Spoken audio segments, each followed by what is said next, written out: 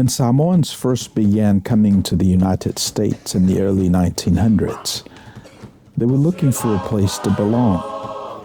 They found home with family, and as those family circles grew, they found it again with their churches. Over time, as Samoans became part of life in America, many found themselves living between two cultures, connected to both, yet not fully at home in either. This place, Iotomanuia, offers a place to land, a place to breathe, and a place to belong. Second Samoa is your home away from home.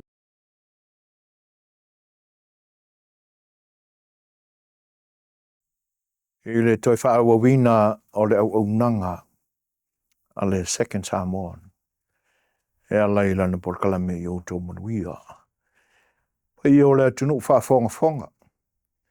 Ma le mai moanga i loto. Pa ia Samoa. Ie whaafeilo ia tuai. O loto o ona masani o soifoina set so sua. Tenei fo iwa se e le laulau le au ona nei, au nanga nei. Se i tala fo i le se ta ui ua tapena iai le tātou maftanga i le nei aso. O le aso wharaile le nei atunu. Mātou ngā lulue atu ai le aio Long Beach, LA, California, America nei. O le aso lima o le nei masina lona ono o le tausanga. E malo le tau matai, malo le tau peau, le fita, e whaiva o lo o tau puno nou ma alwe ina. O le anganga whaaftai tele i le atua, e le whaititia lea i mea manatu iai. Awa o lana te inga i loto soifua o se ola vai i nei. Le o tātou toi whatapa iai. I le anganga whaalualo la. E whatalofa atu ai. Talofa lapa.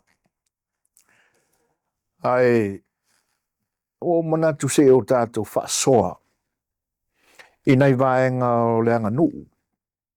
E pei ua mata wina i nei aso. Ua te le se swinga ua iai. Ai au lava o na ia awani o tātou whaamamafaina swinga o le soifuanga ua o tātou o iai le nei vai tau. Ona iai leo se manatu foi lea ua te tau foi ona sui. Lea ngai o mea o lea ua matawina ua iai swinga. A apalai la iai swinga o nei ona pō. Ia ona le maua lea o le a anomoni.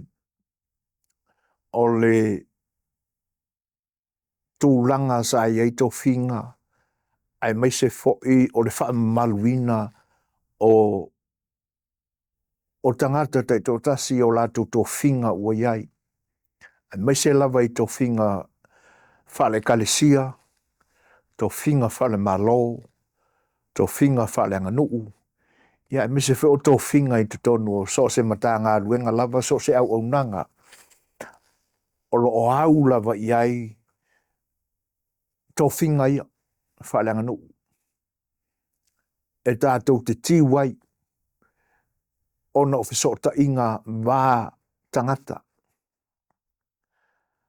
O le mata au mua lai e mawhai o na o whapea atu se i o tau mawhau iai mo se taimi ai se i o u whaso atu. Po le asau tau mātau iai i sau tau whinangalo. Lau tau tau whā male moe e tusai o nai palunga fo ima nai mō tu ngā awha. O le a tautarangia e le porkalame e le nitai au.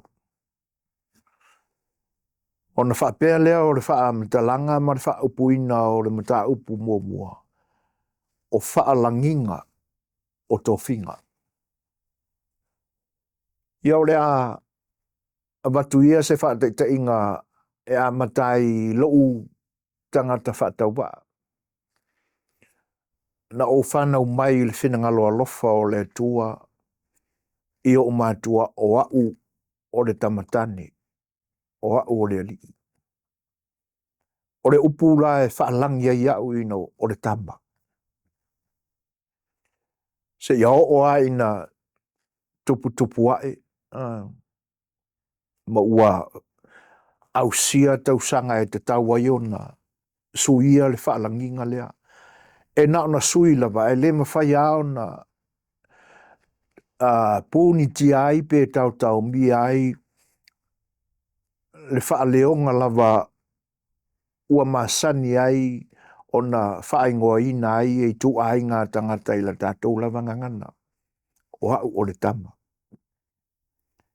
Ina ua au sia ia le tapulaa ua avea matama matua, ua malosi, ua o ngā e le whatinonga o le tautua. Ma ua te ese matulanga o onga. Ia, a o le taimi fo ia o ina, ua whao pōpo ia i mare upu leo le talavou. E le ngata la i lo uola whaatama. Ia e whapea fo i le lau te lenga lava o tama po o ritu pāwa li i ua soifua mai i le soifuanga lava le whasamoa. Ona whao pōpo lo le pe whapipi ia tu ei male i isi upu leo o le tama talavou. Ioi. Ia e whasolo ala le soifuanga. Te ese ma a oa onga. O inae ma whai ona apo mai ai e nisi whala tonga e ese atu nei lo le ainga. E ese mai tono le ainga. Ona apo mai loa le pūlenga whale au manga. Ioi. Ia ua avea ma tau le lea. E pe o upuna e whasolo mai ai le soifua o le tangata po le tama po le teine. Ia ma tu atu lava iai nai upu ia e whaalangi ai. Ioi. E ui o no upu wa masani ai lo tātua tunu u ma le soifuanga wha Samoa. Ar me moni lava a ave iai le wha ma mafa ma wha tāua. Ua tau ma maluina lava i tātou i mea uma. Se ia o lava ina whai a inga. Ia ona le to e tamalolea a uta maloa. O le whasolonga lava nā o le saikolo le tātou o langa. Ia ma upu e whaao pōpo atu. Ia e whaalangi ai tātou. Mone mudiane ua wa aia ma o tani tonuina e le ainga poto o le tamalea, o le tamaloa lea. Ua te tau o na se e mai i leisi stepu. Ia na vea lo le matai. Ia ua whaalangi whapena. O le matai o le ainga. Ia, mana tua foi la. E ese ai tu ai ngā matai. Ia pe o le ai avatu le awala mua. Ua whaapaleina le suafa matai. Ma mata whai oi wha matai e ala i lea suafa ma lea suafa. Awa o le tātou soifuanga wha Samoa ua umao na tu mata manga mea. Ioi. O matai e tua i aile ainga. E tautuaina ia le isi vaenga o le soifuanga tautua wha matai. Ia e se ale tangata e wha sao ma ali tai i aile ainga. E peila o na iai fo i le isi upu le nae whaalangi o le sao o le ai. O le tangata ua filifilia ma tasi i ai le finangalo o le ainga o le a whae i ai le suafa mau o lungo o le ainga.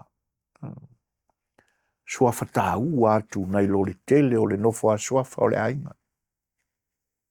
E peo tūlanga ia.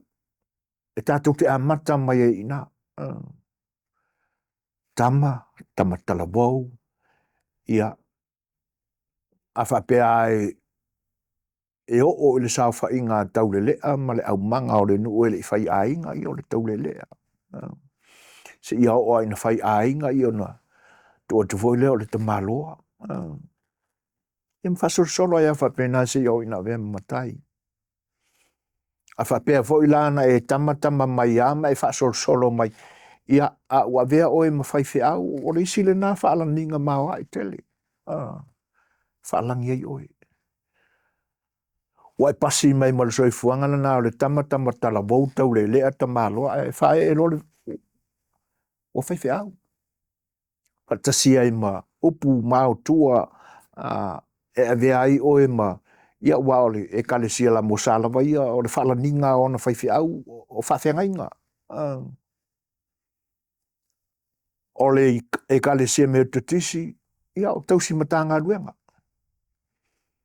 O le e kalesia katoliko ia o le tangata ua ausia e amata mea i le sosoani. Ia a whaapaleina ua manuia i lunga i le isi tofi mau o lunga atu o le te akono. Ia po ole o atu fo i tūlanga mau lunga o tūlanga tofi o le kalesia katoliko. Ia ua vea mpatele. Ia pe te fili e te aro e te whawhelela. Tūlanga whapena. A wā e ui aina ua palu whaasapa sui nei aso. E oe ua whawhengainga ia leo whainga ruenga pa ia lea tua i tapo i ngauma. Ia toi fo ia i tua o lo manino le vai ino mea. Pe o e kalesia ma o tia ia e tolu na amataina le soifuanga whakelsiana i Samoa. Ma tu mata manga i la mea i o tofinga. Whaalaninga. Pe au na utau tala i le teimi o mawai o le e whakasa. Ina ua vai luaina ia ua tupu ola ola le tala le lei ma whaalau tele ia le tala inga ma le finangalo o Keriso ia ona e se leo o pūlenga fo le kalesia i le motu sasai Amerika Samoa manua. Io e pe ona iei le e whakasa ia e tasi a whaalaninga o whawhengainga. E iei mafuanga na mafuai o na whaonga ina le upule o le whawhengainga. I le e kalesia la mosalawa. E whapena fo ila i le metotisi. Penar katoliko. Ai na ua ulu whale atu isi taritorunga. Ia e pia le manino le leipo o i ngoa la tau te whaai ngoi nai o la tau whaiwhi au. Ia e ese mai ai la le kalesia a Yesu Keriso la upa ia o aso e ngatai. Ia e le o numia la tau i numi nominga i o whaalaninga o paua ai a whape paua le whaalaninga e masani ai matu whaatasi ai pe a poto mai lau whainga ruenga pa ia le atua. O le au whainga ruenga pa ia le atua. A o whaalanginga ia i le roto i whale ia ua umao na maape ia tūranga ia. Ia o nei aso. Ia. Ua whawhengainga ia. A o le tūlanga e pe ona utautala i ei mafua anga na whaingoa ai ma whaalangi ai whaiwhi au re e whakasa o whawhengainga. E ei mafua anga. A wae o reisi vaenga le o matawina nei aso. Ia o nisi o le ale avatuina se manatu ma le whaasoa o nei whapea e te e ia tūlanga. Ai ona o le autu ma le ulutala o le whaasoa i le nitai au. O whaalanginga e ala i tofinga. Io e. Pe au na o whai atu e ei mafu anga e mafu ai ona whaalangi ia. Lau whainga o le wenga a le atua o le nei ka le si e whakasa o whawhengainga. Le anga e le o atu ngu wheilo i male ka le si a that's it. Na umalea. E iei a vaenga whaapitoa o le whaavae o le ka le si le nei. E whakasa a. Ua uma o na tuumata manga. E ala uma ia. Ia. Le whaatino ina o na sauninga e whae e to whinga. I o la tō whaiwhi au. E leo whainga luenga le tua. O aia, e osi le leile whengainga. Male e kalesia. e I upo sao ninga o le usinga o le whengainga. Io e. A uma foi la ia polkalame I te tono o le malu tāpua e le atua na whai e le sao ninga whawhelo ai la matanga mo sia I nā le whengainga. Ia na toi o mai foi le whengai mo le nuu. Io e. O le mafuanga na so se whaiwhi aua e amia se kalesia ma o ia so tupo ina o le ama futai. Ia ele ngatala o tāpena, a o isi tāpena nga mamafa o le o le whaiwhi au I te tono o lana I kalesia ma le nuu o le a whaiwhi au ai. Le ngatala e osile le whea ngai te tono o le malu le tāpua inga. Ai toi osi fo I le te me whei loa I ai. Le whaiwhi au, malona ainga na momolia, ma le nuu lea o le a. O le a ngā lulu e ai. Whawhea ngai. A manatu fo I la I le tō whā a le nofo. Le susunga I le mali a tōna tau nuu le ia ia. Ia peo inana a mata mai e o nā fua mai le upu lea. Le anga o misionare na umaia le tala le lei I o tātou lau whanua. Ia e pe e tupunga mai ai le kalesia e whakasa. Male e whakasa. Ia. Le ana malele ai ma tulei sa no ai. Le sunga ai le mali toa. O le ale ia o le ana le whaalangi ina le missionare o lana whengainga. Manino le leima sila fia umale nā tala. I whailo inga na I le malai mataniu whengai maleata. I le awhio anga I te tono o le whaasala le anga. Ia I nai sa futu la whai I le awhio anga o sa papali. Io o le au le whaalangia oe o lau whengainga. O le a whaalangi oe o le whaa whengainga. Io e. E peo ina ai te tupu mai e upu. Se ia o lolai na whaatino I teimi o le ngā luenga tau a mata se whaiwhi au te tono langa e kalesia ma te tono lona nu. Ia tūlanga na. E pui kele e lengu. O le mafuanga fo nai le mai le ainga o le whaiwhi au. Le tapenanga o le whaoso ma le o le whaiwhi au le kalesia ma le nu. Aisea. Le anga o le whawhenga inga le ngata o le kalesia. A o le awhioanga. Tūlanga na. Ia ua ta otola le vaenga. Ka kia ia po le a se langona ia o nisi e kalesia ele o se mea le anga foile. Ai pi e te tau au na sila te toa ia fo e kalesia. Le anga e a whapea nā o le whaiwhi au. Ia se ai a whainga wha mai e kalesia. Ia o tōwhia o le a ngalua I o. Ia na watua lea me whapena. Ia e whalangi o le whawhenga. Ia ai ono le whapea o le ua whawhengai ma le kalesia. Ia. Ta o tō tuia ina ai ele ai se manatu e sala ese o le ni au nanga. Ai au lava ona ia manino ma mautu le lei malama o fina ngalo tangata I mafu anga I tutupo ime. Al muka yo ke e ala I mo le o le kanga ka foi le ke au fa pe mo o fe au. Ai le lopo fele kalesia lai ngalue ai. Pe o se mea moni ua whaau I ai whae I ai au lau whainga luenga e vea mwhai au moni o le au na le tua. E mo koi ule fie whaalongolongo ala ai whaalangi o se whawhenga inga. Io e. O le mawina pe nina I uli. Io e. Tulou lava. A wā olo I ai tangata I nei o leu te iloa. Ke ia o whaalangi langi mai o le whaiwhi au.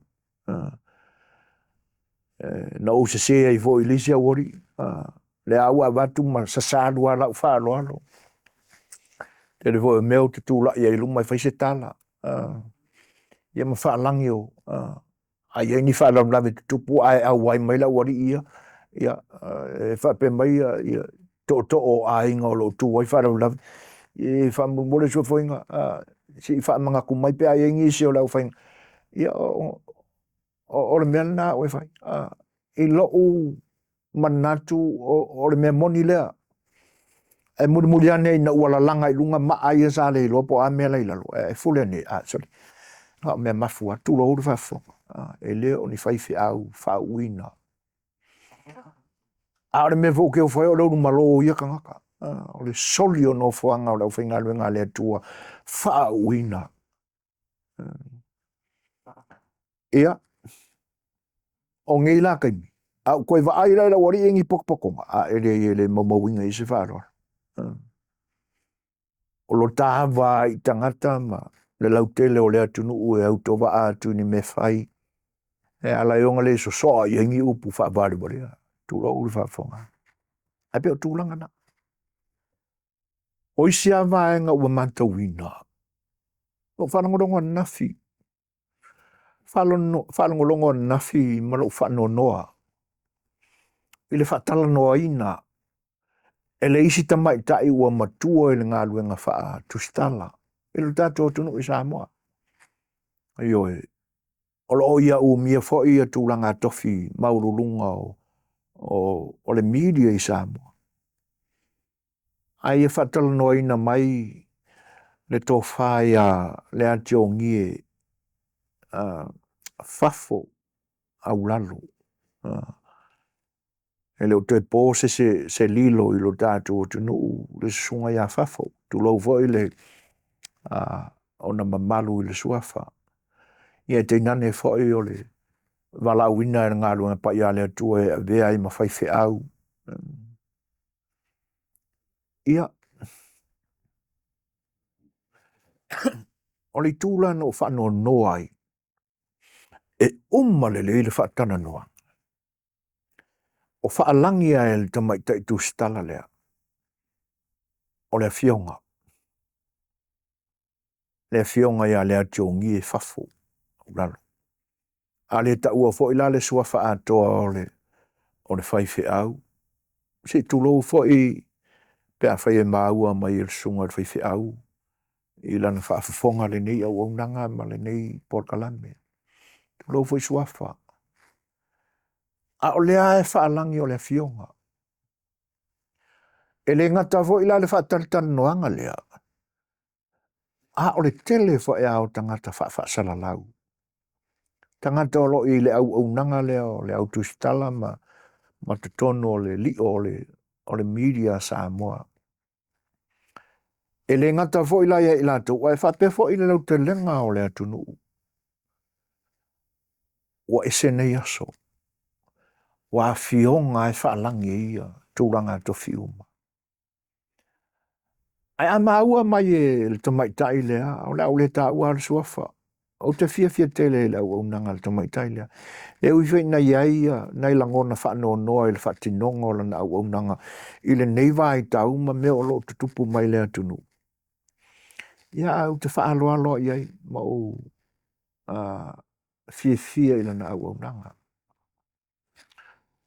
ai o le mea lana tupu e lo whaano noa i le interview lea ma le whaatala noanga lea na fina o whaalongolongo iai e le ngata ua e sila fia o ele tamai tai whaafasala lang e le ngata ua e sila fia o fafo o le matai ua whaasuafaina i le suafa lea te ongie a o lesi o na wala au ina sili o na maua lunga atu ua avea mawhaife au e oe a o le nei lava e te whaalangi langi le whaife au male matai o le fionga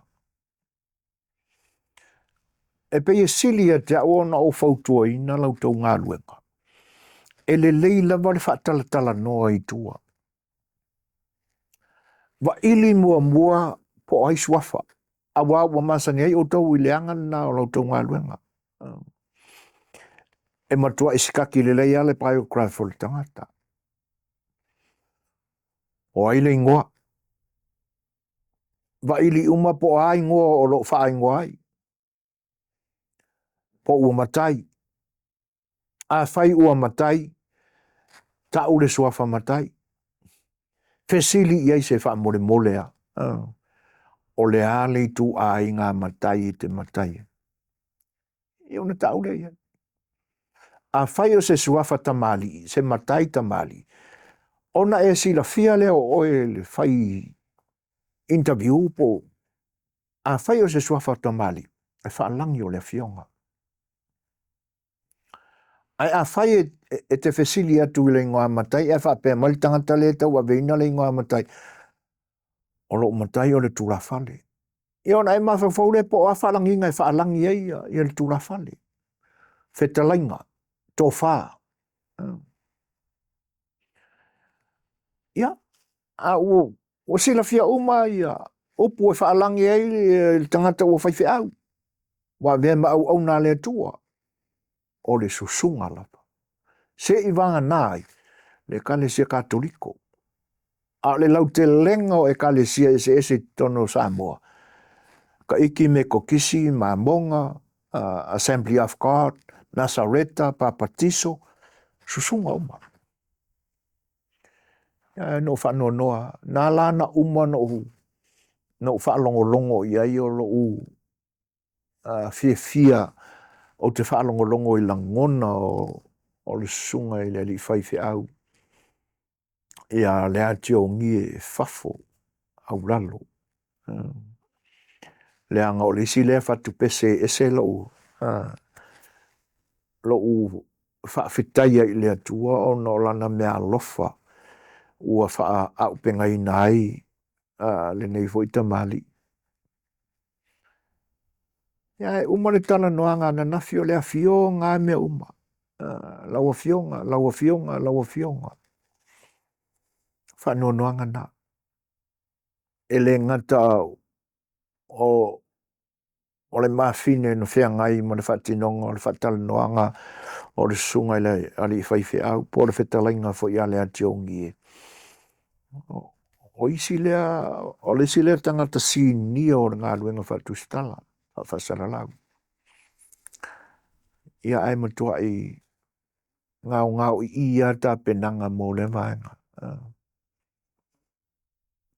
Tonu le lei le ta penanga i le isi tu ai ngā whatinonga o ngā luenga. E ala i tu manga ngana o lo whaongaina. Ai au mai lo rai. Ia o ngā oki lo le mealanga. E le nā tia i tua se manatu. E le sa i fo i le whatinonga o le manatu. Ai sofi o tau langona. O le fisosoane atu le nā le nivaenga o le media i le nitu o le lalolangi. Le anga e moni aua o mātou motu ese ma le taula. Ai mawhiawhia aku le koko whasamoa le inei. Tūlanga ana e on ta pena iai. Suafa. Tōwhinga. O tōwhinga o mata ngā luenga po mata whaioi al tangata o le whatinu. Ngā lue ai. E o fo lai tono whai ngā luenga. Tātou whaalongolonga tu fo lai le whale whono. Whono usolo tātou tunu. E pe o sapasui are mele. Kula au le whaafonganga me ngā ukusui malu o le palimene o Samoa. E zit whanau no lo uloto. Le anga o nai mea iti a whapea. E whaatamala lo amale manatu ma mawha iai. Ia o le ako ngā whua moa le mea kongi ai. E le tongi vole le kaua ia kongi whua. E tātou te maua mea nā i le tala noanga se anga o se suenga le mea kongi ngi pepanga ar whua moa.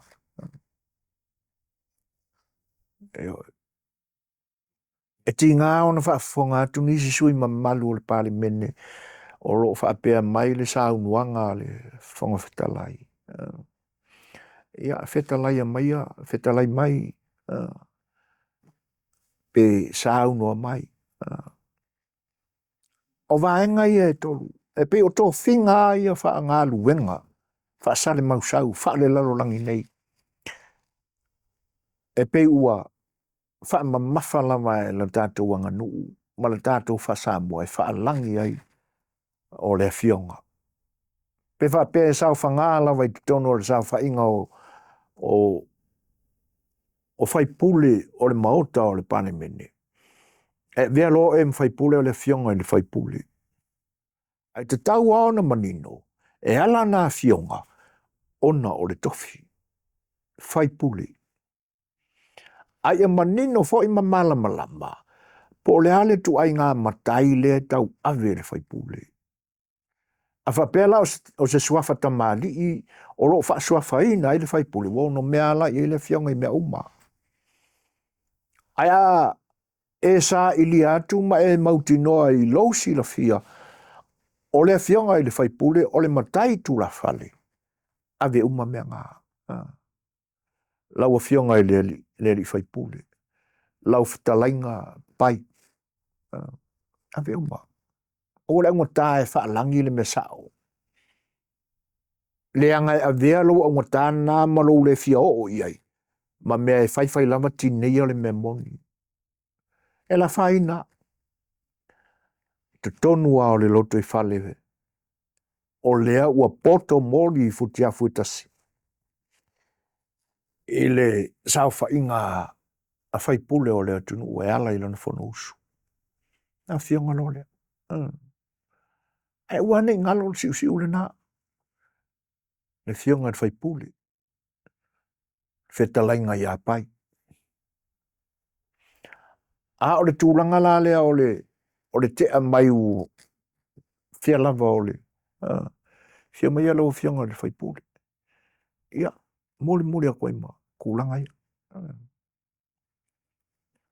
A o le a fionga a meo. A o i fofo i la ina whaali se fina ngalo o le whai pule. Ia sau no mai lau o fionga i le li whai pule. Lau whitalainga. A o le mea monia. O lo ia ia upu. Ua umona whawhatu e le anga nuu. E whaalangi ai. Ia lea tangata. Ma lea tangata. Ia pe sau nei foi las tangata ua. O le upu sa o ina ai tupulanga ia soana i ua mabai. A lua fei loa i mas tangata e te le masani ai. Tau siusi pea le whaalo alo. A le mea moni lava. A wale o komiki a ia. O le sau nuanga foi lau o fionga. Ele ai. O e peia o le upu na o ina whao ngā le susunga. Ia. Ave sao ia le langona. Whawhitai o tā whailoa i le ua. Ai. Whaamole o te le malama i lau susunga. Po ua e suafa matai. A o lea fo le vae ngā matai o lo e tau ave. Ia ele whaatamala fo i le tali mai a le o lo ua urua mafuta i lea tai. A o ala monino na mala moni na o me whaafeiloa i tangata. Inga nge i e pe o tātou Samoa e pe mata mumuli ma iai le whae te tanga e whesiri sao po ai lea. O te le me malama po ngā whea e tupunga mai ai le nā langona tātou Samoa. Ai o te mole mau ato langona lava le nā. Ioi. A o te tau whona maa vai tātou Samoa. Leanga a whaama vai se tala noanga tā ape ma se mafutanga e te le malama le tangata le sa lua tala noa. Ia o te le ilopo le atu ai ngā ngana e whaupu i nai ma whaingoa i nai se tūranga whapea. Ai te tau au na manino. Whaile whesili. Ina ia sao ma tonu au upu e te tala noa i le tangata o lea whatu alua wheloa o aurua mai futa. Ai leo le umalawa fionga. A o le whautuanga foi la. A whapea o au nei au tala noa i se tangata o te lema sani ai. E te tau foi ona au fisoa soani i le tangata lea ma te tala noa. Ina ia manino le le ia te au. Awa e te whaafofonga tu lava. E leo sao me ia e lau mai ate oi. Ai kukua ma e karkana ngoa. E le ai sau fisoa soani o whai ili. I sia uso. Po ai lava po se tamaitai.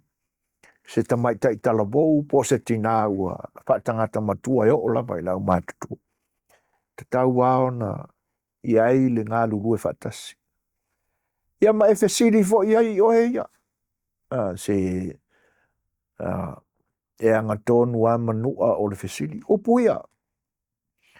Le o le mea ngei e whai a kuare karangoa ai. E le o manino le lei lau susunga. Le upua lea, susunga. Ia o whaapea mai foi le au. Ia whaafikai, whaamalurua foi pea. Io e o au kauanga. O leo ke makai ngei le. I le suafa o le maku ai ngai fea. I le suafa la waa. Io e. O le manino lea. O le suafa la waa i le mātou ainga o le makai kura fale. Ia pole. O tūna manga. Ai pe o. O reisi le vaenga o sawa alo lantu ta la i le whaseina. E le ngata o upu o le. O le vaunga ngana lo tātou tunu. Ia. A o winga foi la ia pe o nau tautalangia. Ia le whaatala noanga le a tamaitai. Le ana whaatala noaina le sunga i le whaifi au. Ai, o le isi vaenga tā ua i te tau ao na manino ia. Ai, mese a o tau ia le media. Le ua vaku sa o le whau kuanga le ia tō manuia i le ua unanga le sifonga le tai au whau. Ai la sau tō mālo whaalolongia o le a whaatala noa. E pei la o le whitalenga ia le anti o ngie. Fafo au lalo. E le ai e te tau ao na mai le tūlanga tofi. Mā wanu ngātu. O le ale tūlanga. O le whaife au. Io e. Io na whaalangi le sau noina e lau susunga.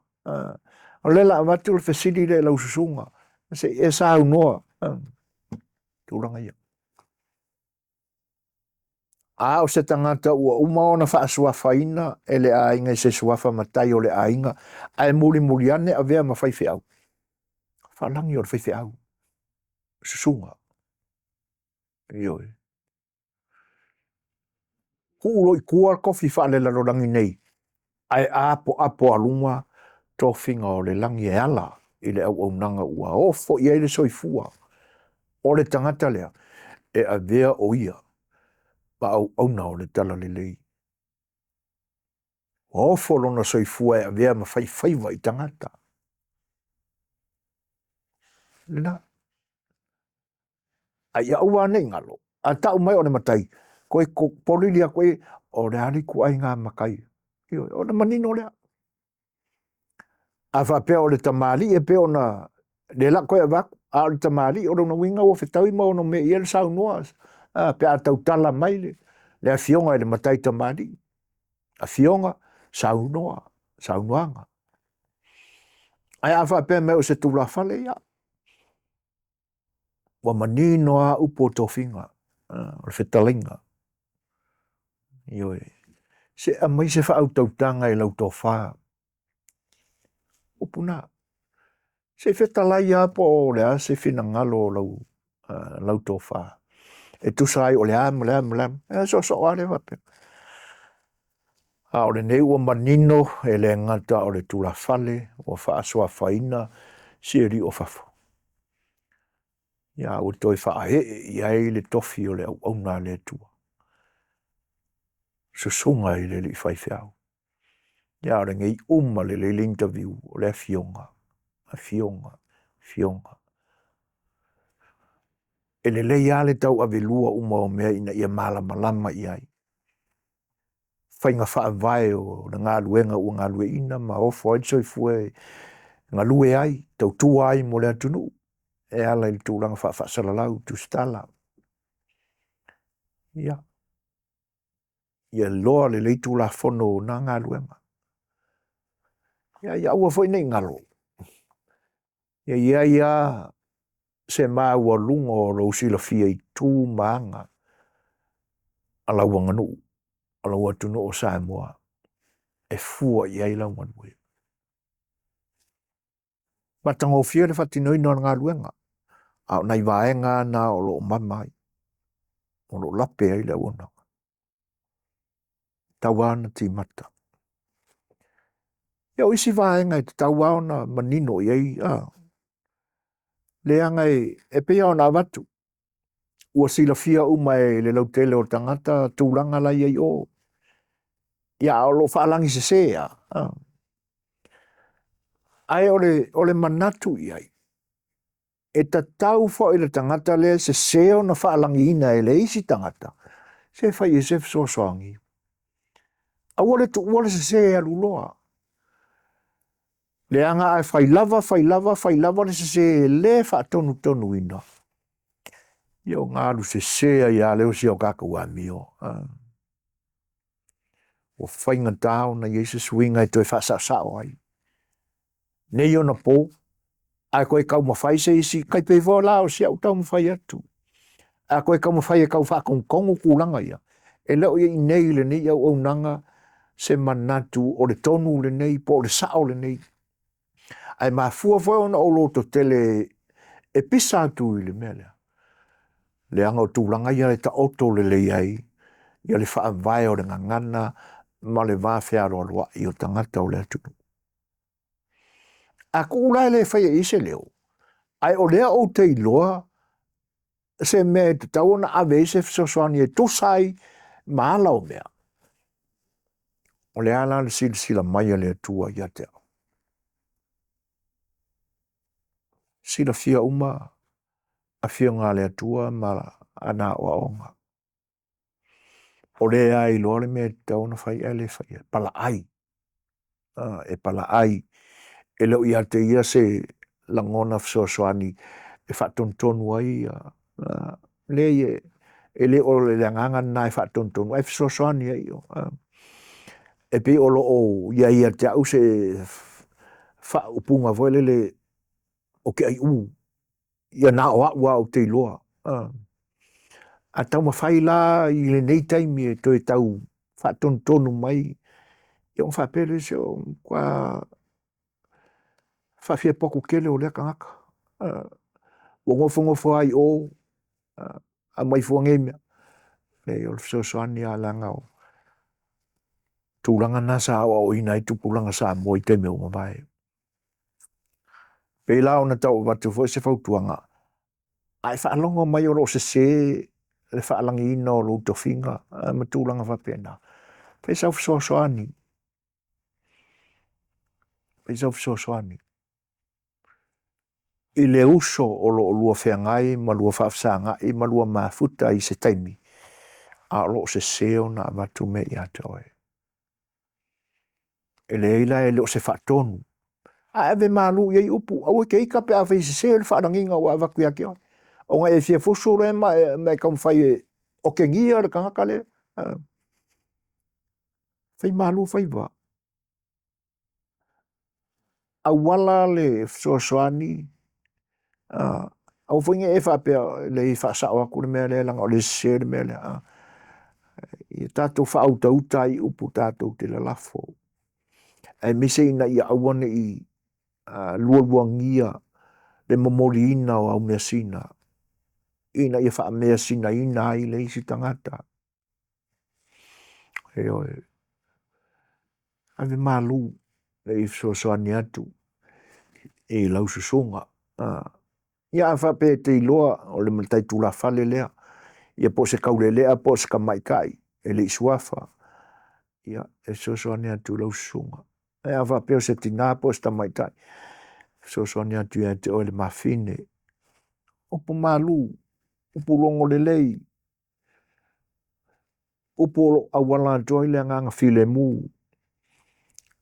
le ye o fa pe i yo nga lang fa pe lo vai nga upa u le sol fang wo ya swa ye le linga fo le pi ki vai mai pi o ele na avisa wala file mu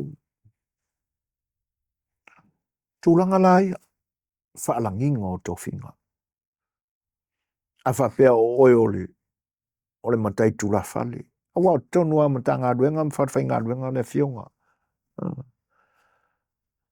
a I loa fo ise matai awa ele o matai uma ya fionga e ai matai o lo tau veina ya sua fa usori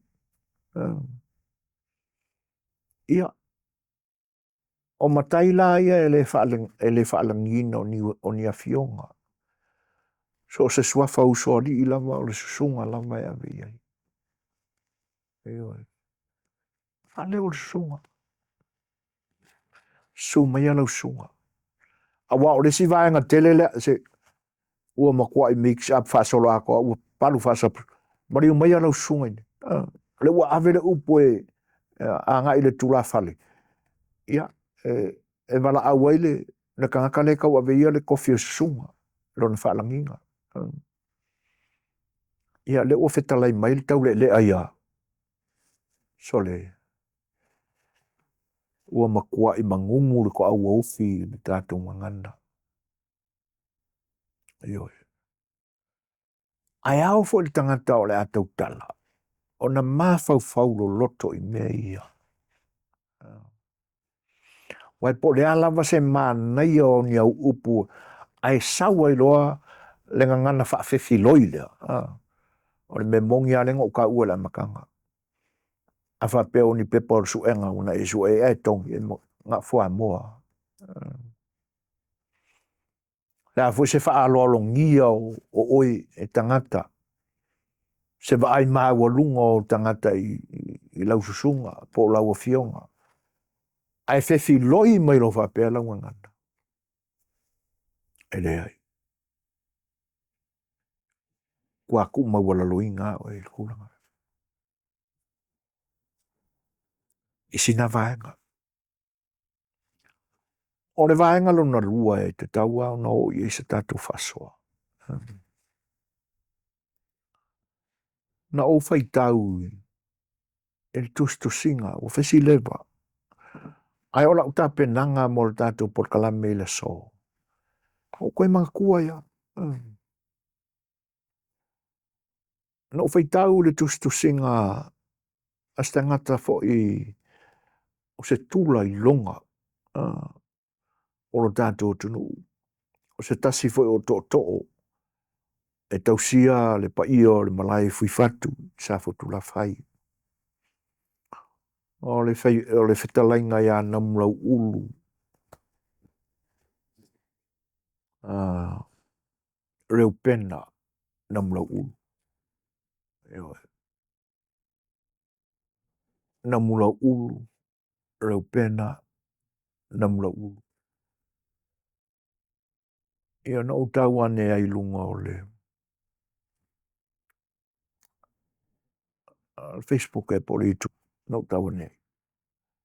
Ia o kangorodea te tala. O kirkilo aku. Na tō sina la ua ai I le ata. Na tō sina la ua ai I le ata o le. O whetalainga ia namlau ulu.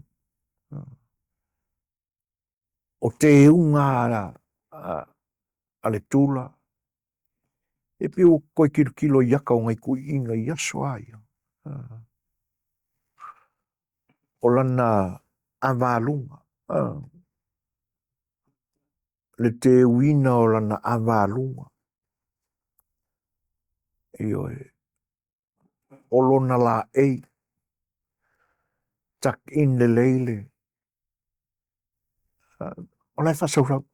E leise la ei lunga o whetalainga ia namlau ulu. O lo oilana o lo o langa page. Ai o lo tu mai na o lo na fue la unga. Ia ma e suru runga i po lalo lai kikiangi a o ngā susu se kuroure. Ia mo le fusi pa ulau tele. Na ngata la uwa ai i te unga ia i ona po uma vai ato ina. E pau a tangata ia i la uwa ai i fusi pa ulau ke kele ingi ia so pe apu e mai ata. Na o sunga i le li pari mia i le la auli a le male toa. I fatasi e la ma le fionga a le susunga i le fionga le te a kono to ina o lo fai puli mai ngai malai mua e pole. E fitalainga ia se wa muli. Fasi toma. Awanga o kaka, au ke le kakala ko le akan. So o le foi fusi pa ora ke le mai malau ka maleu.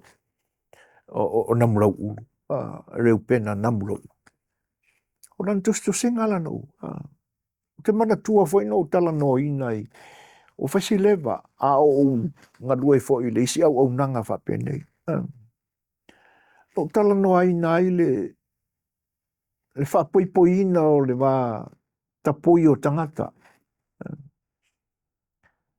E pei la o le upu le neiwa. Wa le mai longa po la le sao. Ai o tustu singa le li leo le fitalainga ia na mula ulu. To o fui fatu.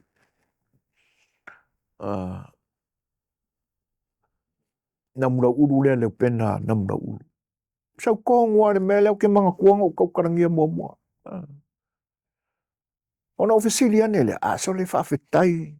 Whawhetai o le o. O maua se si whina ngalo e peye e wawa alua ma urangona i nā whai mai teimi. O le mantua po ua lua tolu tau sanga talwaina o tau tarangi ai le mele nei au ngalua i le au nanga si whongo na tai whau. O le atonu ale sa o le upu. O le vae ane po le va ane.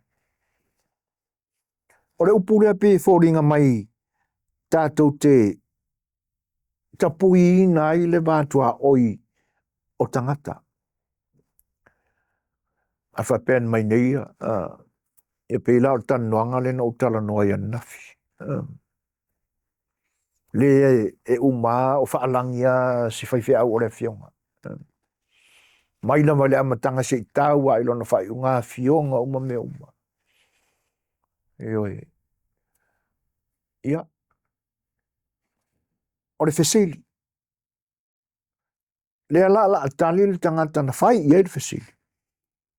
Ai whape vai ane alau.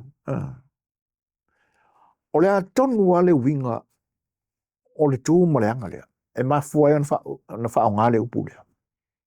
Vai ane. Po le va ane. Ia oisi taimi vai atua.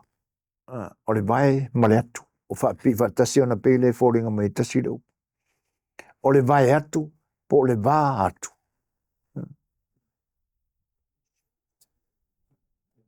O vaenga na ua iei le langona o le porkalamia le nei o unanga.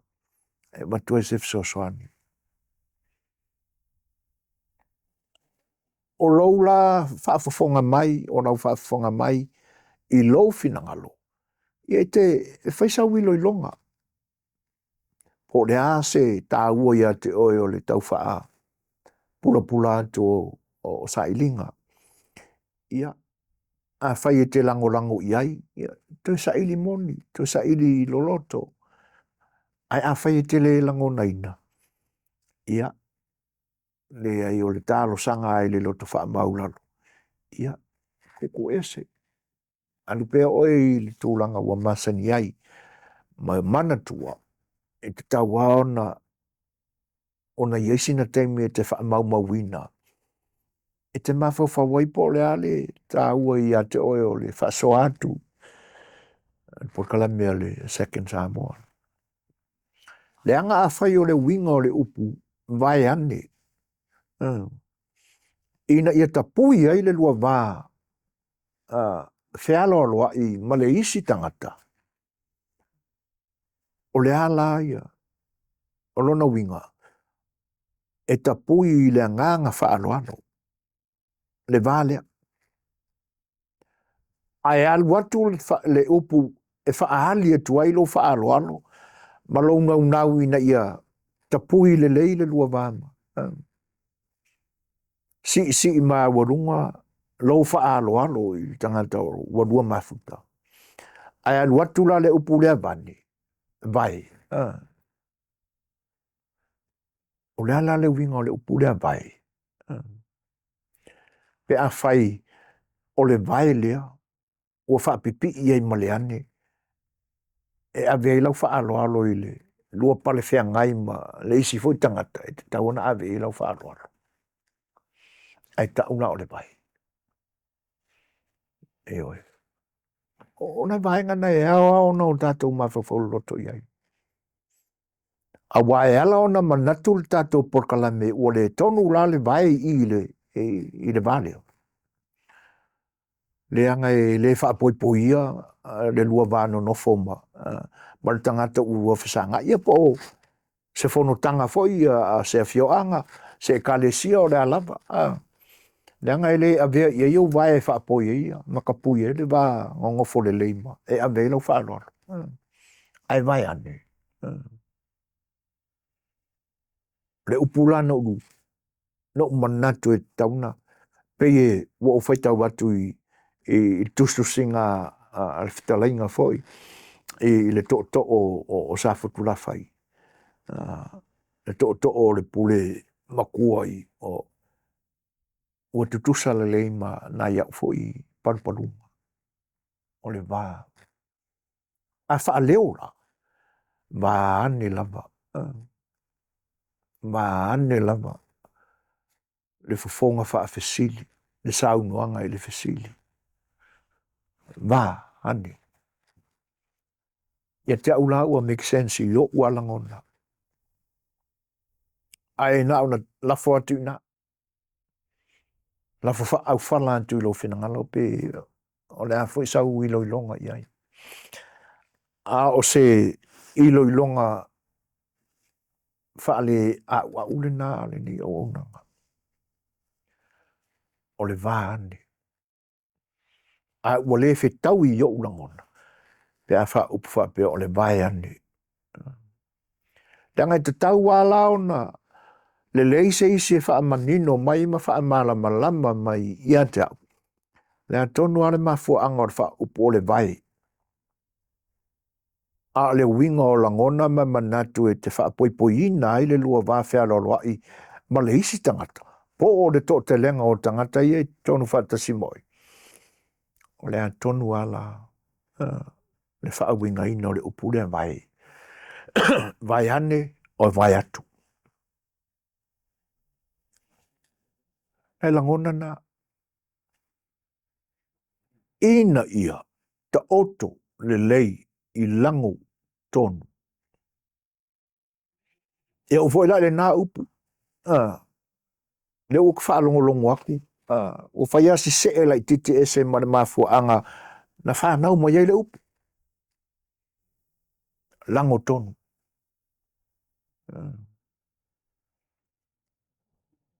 Ia ai ono swinga. Ai le lei a le wha mara malama. Le lei le manino. Ia ma ia maua la se au tasinga.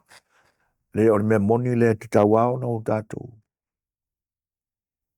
I lo ulangona o te mawhawhau pēa i tala tuku alo tātou atunu. Le angai o le au le whaeilo atua nisi foi mea na ouno no ina mai ei mea ia. Hei pēia uputu talinga ma tu ngutu mai ale au mātutua. I le leia le lua kolu pe whae fo ingi kala wha Samoa. E tala noa ina ai ma wha matala ina ai se mea na tupu. E pia longo maali e le langona. Ai au tātou o anea se sa ili po whea mai ili mea moni. le kana ngoi le mea mongi. Danga le kaungaru wha sapa wha pea la tātou anganu. Kauanga ko kutkulo inga le mea mongi. Pei fo mea lo tupu mai le atu saa moe le ni taimi. Turo ura. Wharo lawe o lo tupu mai ei. Pai mai ale ulu tala o mea umai e sa ili le mea tonu. Ai se a wana una wei sa ili le mea tonu. Leanga o le mea tonu le fina ngalo i le tua. E tau na ola ma soi fua i ona tangata na whai. Sa ili la. E o foi lai i le whatau tonga o upu. Wa kele angai vali o vali malanu ese ai. A watia i la le aungana ma fua i ona whatu.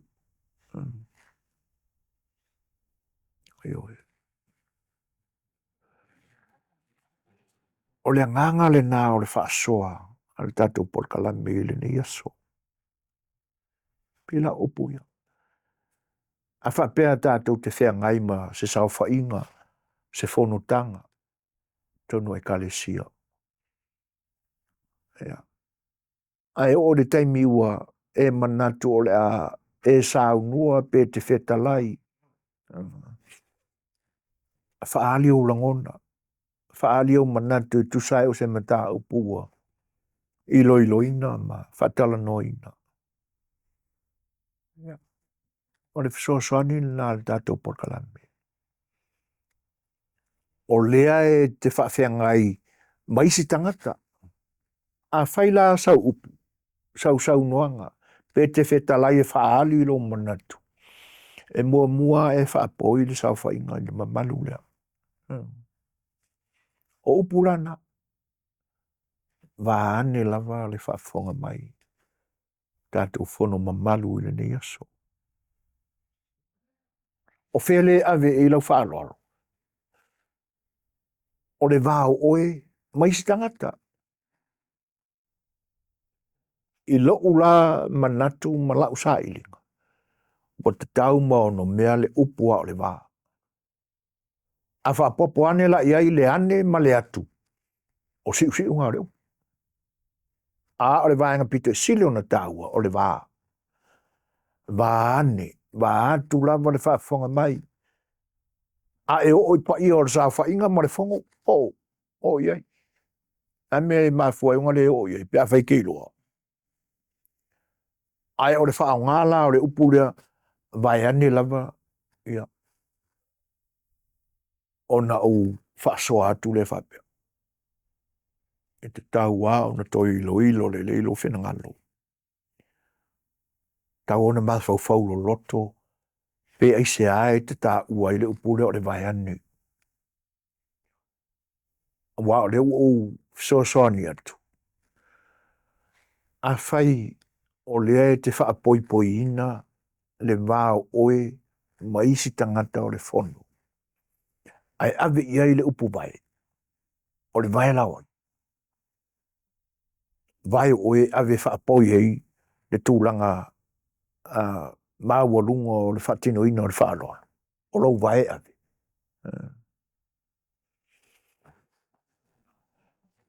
Whawhetai pe a whatupu manatu sa ilinga le si ale. Second Samoan malana porkalame. Ia mane nau tainga. Ina ia manui ai lau tāpenanga. Manui ai lo whiangai ma mea olo e tautu ai pe ngalue ina ele nei vai tau. Ele ngata ina ia tonu lo whaalanginga. Lo whaalangina o isi tangata e ala i o la tūtowhinga. A ia mā o pōpo foi. O na ta pena lau whaaloalo e ta puhia. Le vānu nofo manisi. E watu pēr sina i le upu le no. Lango tonu. Le anga o le upu lea. Whai mai e na ouno no i ai mea ia e mafua e ona o tau talai. Whai mai o le upu e maua mai i le matua whaiva o tanga waa. E oi. e alua lula vale whatinonga o ngā luenga wa amata o na taloto. Ia o ngā kā mai lore o ngā la au la popo ai, e ta oto ai, o ka ula o mea ngā o lango. Ma fua e o na whanau mo le upu lea o le lango tonu. O la au voi langa, e toe a mo i kai, a wā o le vae ka yuka. E a mo i kai la au ngā. A tu i lalo o mauna teu le lei uma ua uma le lei, ia o ngā koso lo le kai, o la au la ie wha o ngā. E toso ai lunga le vae inga ia. Ai o tūlanga la, e wha kongo e lau māko kua, ia por ko funga, va ia ka oko le le lango, ia lango tonu le se ea kua le vae i kai. Ia o ne iaso e pe ua wha leo o le langa tonu. A le upua ia ua ta oto i lango tonu. Tūlanga o le filiina ma o le tofa ma le moe. Le sa furi wha la au ma mawha i ei. Pa ia o le fono i le ne iaso. Tūlanga i. E le manatu e. O le ao tātou wha awa wina pēr le vaenga lea. O nei ina nei umina wā. Ai se o tātou, wale ia se le moni mawina. Tūlaura. Le mātanga o fio o tā penanga. Le whainga malo to tasi sa moai. Le whamana tuina o na ono sifur whātau sanga. Tā luona tūto tasi. Pūlea la vaia na ona tangata. Ioe. A mata mai lava i le urua yaso. O le isi va yaso o le asfaraile. Ioe. Sa whaiele sa uninga o le tu whatasi o le paia foi male mamalu o tupu matamali o alo ma whanau anga waa i lea taalonga ma lea taalonga. Ia nao mai whatasi lo lea. Se i fai se lotu. Fai se tala. Ia ma a watuni upu foi lea ia tosa le wha moe moe o le a whatino ai taalonga. Ia ma le wha moe moe na e le a fionga i le taitai fono. Le sunga i le ali pāre mia. Whatasi ei ma lana komiti na ta pena ina por kalame o le wha moe moe lea. Ia ina ia langona umae tama matene ta alo. Le winga o le wha moe moe lea. E pe e alu foi leo a wae le ia se ta alonga e le isisi e le alu i te tono se malai e alu whaate me teme. E le mana o mia e lona loto se tūlanga foi lea e le malo. Le i alu a maleanganga ia malo. Ai pe o le wha moe moe. Ina ia a vea ma por kalame o fia fianga. Ta alola. Ma le manatu e lau tuai lango nauma. Ia a vea lo wata mai ma lo le lei le ta leni lea. O le alama le ta alonga. Ma mea e wha mati ti e ai le langona wha awhetai. Ona o le tau ma whainga tua au ma vai na mafua i lea so lea. Wha ali i ai le lei o lo o lau tā penanga i le ta alonga. Lo wanga waa o lo wata mai. Ioe. E le ngata la o le whatino ina o le ta alonga. A ia whatino ai fo i ma lo whaalo ngia o tūla fono o le talo. Ia le leo na e tapo e ina lo wiloa ma lo silafia, lo malosi, o le tino ma le mafau. Ma le vā o oe e te whatino ina ai lu tau si usi ma whaalo ngia. I tūla fono o le talo. ina ia vea ai lau tā penanga i tā longa na whaari i lea soma le mai tau. O se mea ave i lau whaafetai i tua āna ta pena ina le aso lea wa e tā aloi. Ne uwha mana tui. O au mea sinana, ia, a ole manatula, ole a tele i se tātou talano. Mai ole a au tau ma whaifu. Ia ina ia so pea le una lea. Ai, ke manatua lava lea au nanga mo le nei aso. Lea ngai, e iei mafuanga, e fia talanoa pea, e fia pese pea, ai se i mautu le lei, ia whai ngā tonu, ia, pe ma whai o na tuli loa le umi lea. Lea ngai, tate wha alo fo i sia li o lo insinia. Ia, o lea hae makau a koe whai ma ngengo mailo ngā au, masalo o vai. Ia, e lea o ngā fo i la ona o lea mana ia le vā lea. Awe i le wha alo. E ui na e pe ona tautalai ma wha leo atu. E ka kewhia pese pea.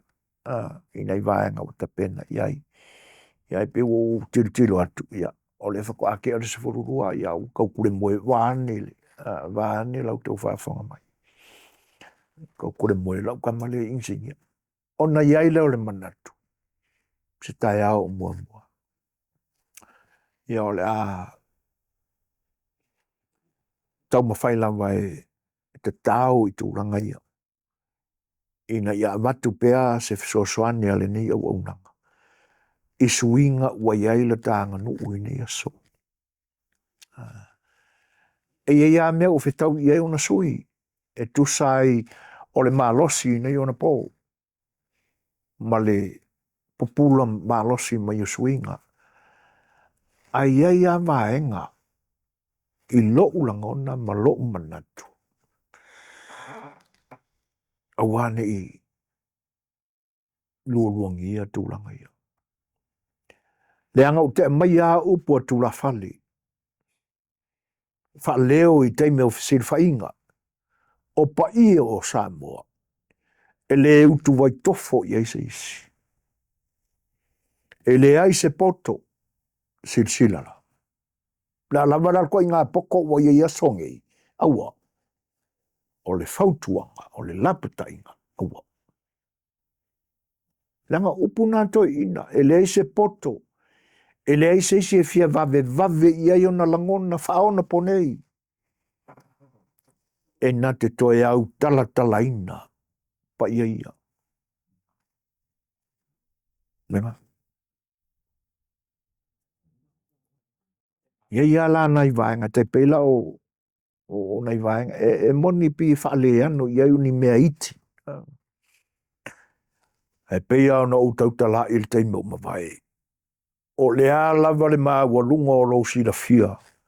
I mea o le lalorangi ni. Ai te whata malaloi. Ia. E fua te ina na vai. E whaitawina oi. Ia e pise i o le au ngā le nā o le ni au nanga. Ai tāla soi fua ia. I se aso le lumanai po le vai aso. E to pule ai pea le atua i lona whinanga lolofa. I le soi fua ma le mātau whaafonga mai Samoa. O se ola vai o lau tō ona. Ia. Ona whaawawai fo i leo le. I nei vaenga tā ue pe ona. Tātou mone mawina i. Por kala meo le fua pe na o ama tātou las whalaile. I leo mai whaatasi o au tā alo. Whaile savali.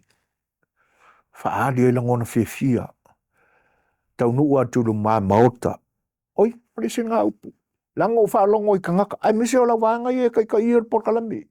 Komiti. fai mai luma maota o le fale o le malo. Prea kau wha upopo wana ngā fale a luma maota. Foi loa umba. Luma maota o lana name, o luma o le fale. Ke so ia so le ko ki wha upopo mea. Ai fai mai le wha upo ngā lau kamananga. Ai wot fai so. O luma maota o le fale o le malo.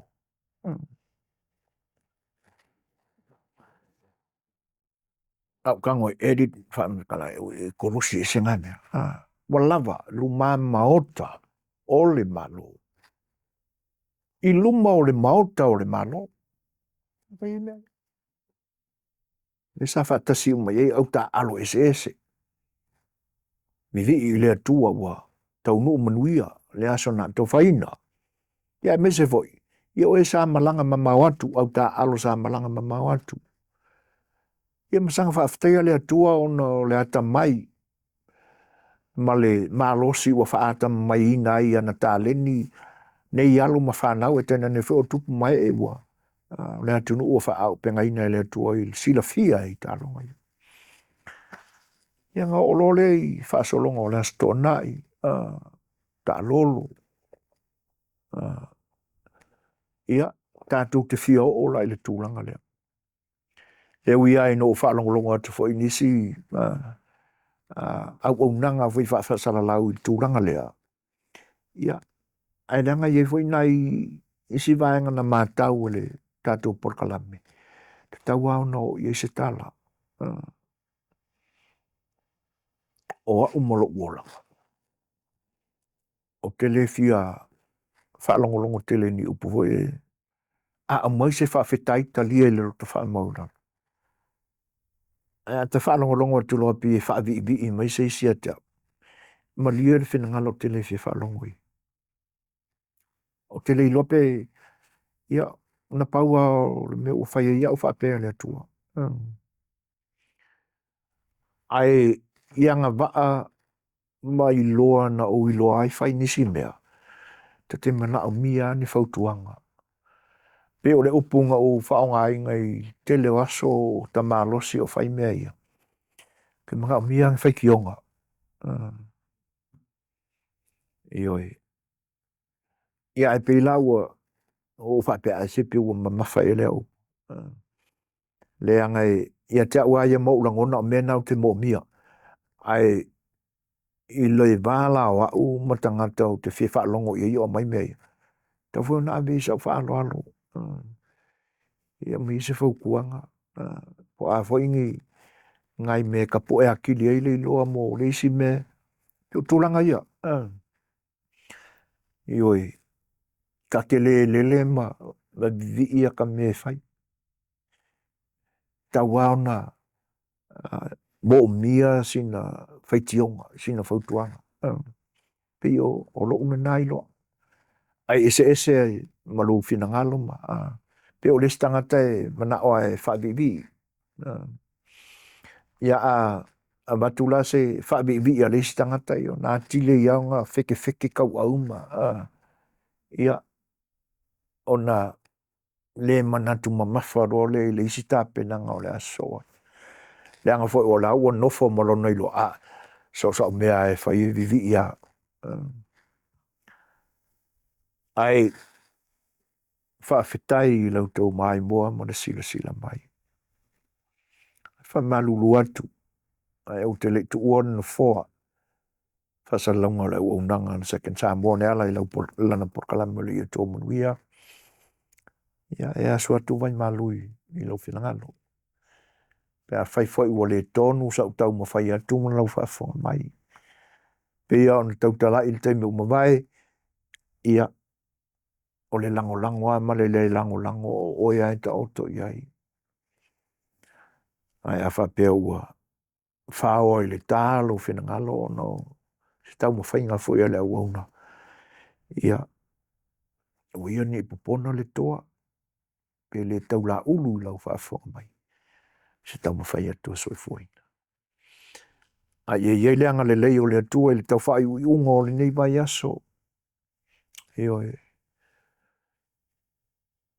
Matu foi wha manu ianga te le lama e ala le nei au unanga. i le talaina o le ofisa fau. Ana vaenga whauwhai o lo tūlai mai le foe. Te ia lo malo Samoa i le niu yaso. O le aso whareile nei i le nei tū o le lalolangi o lo mātu no nofo mau mawai.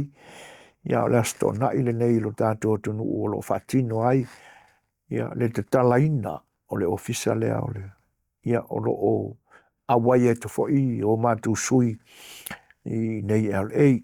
Ia whamanui tele ia whaamoe ngā uma o lo tātou ai ngā fast. Ia i Samoa. I leanga le leo le tuai maru pui pui alo tō soi fua. Tau warumanga uma o whaai iai aso fia foi o whaalunga ina o le malotu tō tasi o Samoa. Ia atono o le ua tāu walunga e le fast i lona e le ngata o talaina o lona ofisa. Ia a o le whaamana tuina o le fitu tau sanga talu o na whaamai ina le vaenga whaupwhai. Ua tūlai mai e taita ia le tātou whainga malo. Ia, o ia leanga le leo le tua. I lau whionga whai i le taita whono o lo tātou ai ngā fast. Lau whionga i le sa o lo tātou ai ngā e mese le nofua suafa. O le vaenga whauwhai. Whatutua i le tua Samoa o tasi Samoa. Ia le anga le leo le tua. Au penga ina i pēr lo whinangalo i le ngata o le sele leinga ma le solo i luma o le tātou vaenga whaupwhai. Ia, ai o le wala awina. O wala awina i le atua ma whiliwhili e tangata o le atunu. Ia mea ma taitai o le atunu. Ia, au penga ina pēr le atua i ono sosia uma. Ia, le whinangalo ma le tō whaa lau whionga i le lipari mia. Lau sunga i le la aule o le mane toa. Ia, te nane foi. O le sao whainga li ima te maitai minsta o le kapineta. Nei le au penga lilo le tua i uto whinangalo. Ia, e ngā lulue a ima le a miutonu i ngā ima tā ngā luenga. O uto taiulu ai. Whapena foi minsta langulango. Ima le lau te lenga o le tātou vaenga whauwhai. Lau te lenga o Samoa. So sei tū le lalolangi. Ia, manuia nā mai le tua o lau te talo lea. Pea whaafonga ia i le tua. O mata whale fwoi o le tātou vaenga whauwhai o lo malanga atu i Samoa o no le whaamoe. Ia, se aso i lumo te taliu mai. Lo mātou talo pēr mata po ia au tau whainga malanga. Whaalaulau ina i le tua. Ia pēr au o le ala. I so sei tū. O le ea. O le lau ele, e po le sami fo i e uia. Ia mafola ni tango tungutu. Ia awa nei fiti ni mala. Ina nei to ia le outou au. Ona le tau leo lau o le whaamoe. E leanga le leo le atua. I lau tauto e fau ta liu mai. Whailoa iai se aso mua. O le vi inga lama i a tele. Tātou te alanga ina i vi inga o lo tātou atua. Manuia le nei aso, soifoia mai manuia. Thank you for spending time with us. If you found this content helpful, please like the video, share it with others, and subscribe to the channel so we can continue bringing these insights directly to you. Io Tomanuia.